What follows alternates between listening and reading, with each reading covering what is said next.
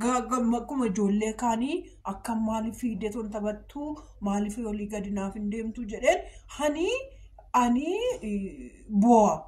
bu'aa jechuudha. Irriba koo dhabee ani bo'uu jaartii ani fakkaadhuse ani koo baay'ee dulloomtuu miti bare. Ani baay'ee dulloomtuu miti gatuma ani mucaa koo faana akkasitti mana keessatti qormuun jedheetu taa'ee bu'aa ooluuf jaartii naan jedhanii abbaa manaa keessirraa fudhanna naan jedhanii natti kakatu. Maalan godha kaasheen maalan godha Oromoo akka amantaa Oromoo maal jechuudha.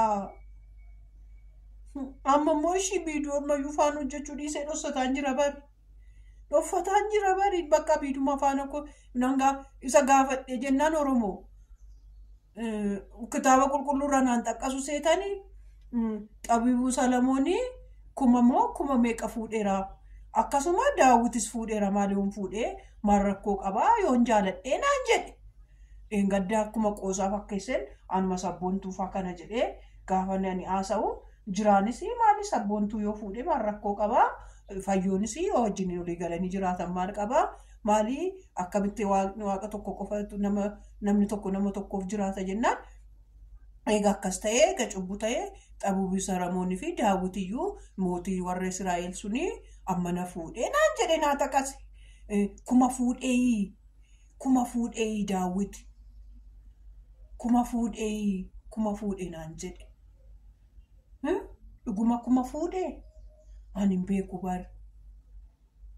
beeku bara ammaanii beeku. Dhuguma beeku baran beeku. Ashamaa akkam jirtu fayyaa keessanii nagaa keessanii meeqaasti namni har'a ati jaartittiin nanaa ati maalittiin nanaa gadin teessuu ushin jettuu naan jedhaa jiru. Meestii ijoollaan jaartidhaan bareedu isti warri na jaalattanii jechuudha. Warri na jaalattanii. Meestii laayikii naa godhaati. Mee laayikii 500 nagashaame dhugaa laayikii 500 arguun barbaade. Laayikii 500 arguun barbaade. Ani abbaatiinis madaamitiinis ani ijoollee madaamitiinis laayikii naa godhaame. Laayikii naa godhaa. Warri immoo haadha eebbaan bareeddanaan jettan hin bareeddanaan jedha. Har'a bahee deemufanii eebbuun manaa kimii qabdii. Achi manaa kimii san deemufanii manaa kimii sanani gahee dhufa. Dhaqee manaa kimii gahee dhufa. Nan bareeda miti sirriitti bareeda miti hin bareeddanaan jedhame.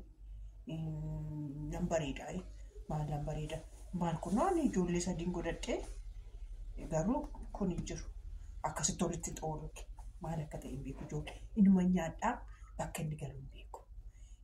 Dubbiis nyaadhu ani fuuldurumaan baheetoo dubbadha. Bakka inni dhaqu hin beeku ijoollee. Miinatti maamee waan nama fuddisu.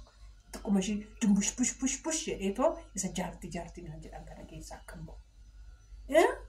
Mee dumbush bush akkan jedhu waan ani nyaadhu natti maa waan ani dhugu na gorsaa siniin jedhakaa dubbiin cimaa dhuftee kaleessa galgalaa sabboontuun sa'aanisaa tiiktookii dhaqee. Safari TikTokii Agaabbee Moobilitii Itoophiyaa jedhamu tokko jira. Isa faana nani liifira taa'een nan odeessaa achi gaafan odeesse gaafan akkana dhufu sa'aatii 6 ta'eera. Gaafan viidiyoo sabboontuu baneetoo dhaggeeffadhu sabboontuun addunyaa biraa keessa jirti.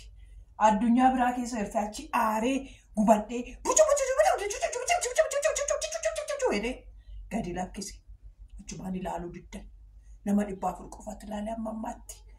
Achi sammoo gaafan jedhee gudii koo jedhumoo jechuudha. Amma immoo anumaa mana kimii mucaa koo geessa jedhee uffata koo uffadhee silkii koo sa'aatiin ilaala jedheetu yaa harki nama babbaree harki nama nyaata mitiire harki nama bare immoo gara qomii istiidiyoo koo keessaa maaltu jira jedhee gara istiidiyoo koo gaafan deemu masii haadha eebbisaa lakka abbaa eebbutti ergitee viidiyoon uploadii ta'eera.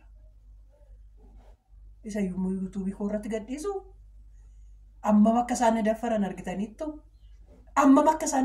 argitaniittu Oromoo argitaniittu ammam akka isaan na daffaraa jiran. Ishi silkiidhaan isa haasa'an isa ishiin koomantiidhaan natti kakattu sinitti meera dheengadda. Koomantiidhaan dhuftee natti kakatti. Karaa keessaa dhuftee natti kakatti. TikTok irratti natti kakatti.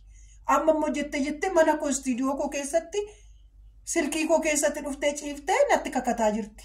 Maallaan jettu kana mee na gorsaa? Na gorsaa dhugaa rabbi akkasin na gorsitan hin barbaada. Masii haadha eebbisaa.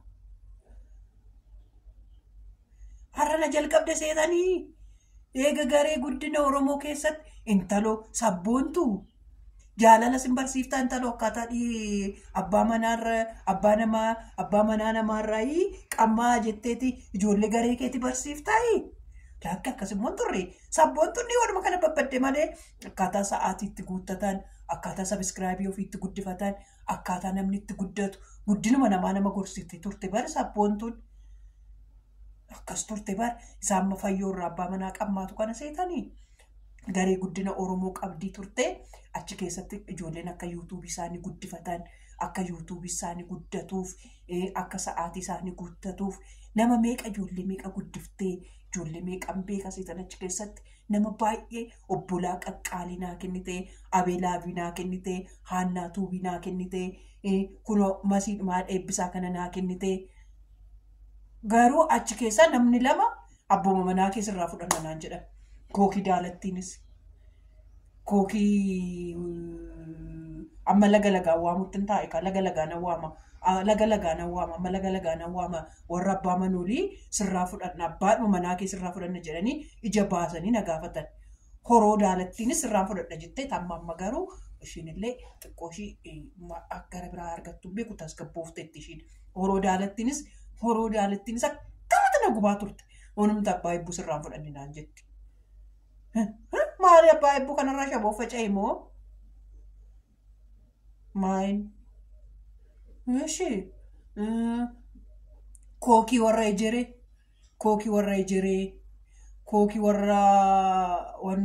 kookii abbaa haadha manaa kudhanillee ofuudhaan 11ffaan ta'a jetteetti ishiin tokko kookii warra jimmaa yoo inni 10 fuudhee ani 11ffaan ta'a nan du'ee ton bada malee abbaa eebboonni sunaan jette ishiin kun immoo haadha manaa lammaffaan ta'a naan jetti. Maal jechuudha? Maallaan jettu meestiisin? Ush jedhu? Mee waan isuma dhugaana gorsaame? Maal jechuudha? Ajoollaan ikkoo gatiin mucaa qofaan irra barraafnee gatiin akkasitti halkanii guyyaa waa'ee eebboo yaadu nan bu'a. Kanumaaf jaartii naan jedhanii sirraa fudhannaa naan jedhu maalinni? Hani waa'ee eebboo yaadu hani akkuma ashitti baateetoo fiiddeetoo naaf hin taphattu maaliif baateetoo fiiddeetoo naaf hin taphattu jedheen bu'a. Natti bareedee ramtiire bakka nagaan naaf oolaa bakka nagaa hoolaa waaqayyo kuusin haa eebbisuu eebbifamaa ija amtuu sin hin argini laayik immoo laayikuma 500 godha 500 godha ni 500 dharra'ee 500 qofa unaa gootan nagaa 500 godha bakka nagaa oolaa bakka nagaa bulaa waaqayyo kuusin haa eebbisuu karaa keessa amtuu sin hin argini iji amtuu sin hin ilaalini gurri amtuu sin hin dhagayini amtuu sin irraa qabu ishii amajaachuu inaaftuu sin irraa qabu warra abbaa manaa keessan kaadhimaa keessa sin irraa fudhachuudha deemtus sin irraa haayidhuu sin irrumaa achi darbatu. Ani daawwattoota koo baay'een jaaladha baay'een kabajaa diraamaa kiyyaanis nan dhufaa akkasumas immoo qewwee kiyyaanis nan dhufaa araqee kiyyaas namni jaalattanii araqee kana ati kiristaana miti akkamitti araqee duddaa akkamitti araqeedhaan akkas taatanaan jettanii kanaafan dhiise warroonni immoo araqee keessanii fi machooftu taatetoo dhufuu barbaadde sakkaaraan mikkee ta'ii tokkotti arrinaan jettanii nan dhufaa akkamitti sakkaarsaadha eebbaa jettan akkas jedhee nan dhufaa. Like it good. It's better now. Go like it good. Bye.